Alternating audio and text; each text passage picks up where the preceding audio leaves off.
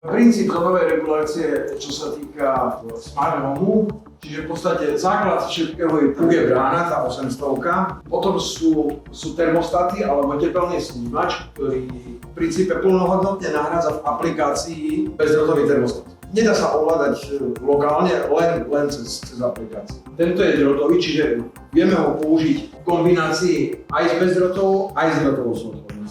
Vyzerajú rovnako. Toto je RF-kový, 610 RF a tá 610 má v podstate vzadu na napájanie 230. Vyhovol to, aj keď nemám natiahnutý termostat, ale mám príklad vypínač a viem, že tam mám 230. Tak ho tam dám, ale tým pádom mi urobí repeater.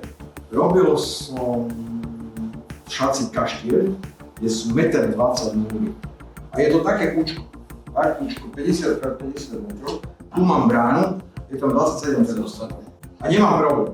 Ale mám problém napríklad, je tam sandrokartónová priečka, ktorý je hliníková fólia a zo stenu už nemám. Preto hovorím, ťažko mi je povedať, že 5 metrov, 10, 20. Pán ale prejde, cez poschodie to prejde. Všetko závisí od toho, jaká je skladba podlahy. Niekto môže tiež dať plávajúcu podlahu, dá tam hliníkovú fóliu a je to vtipné.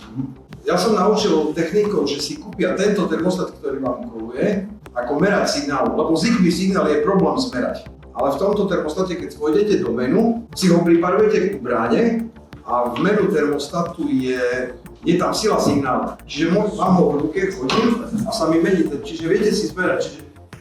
Jaké má označenie? SP610.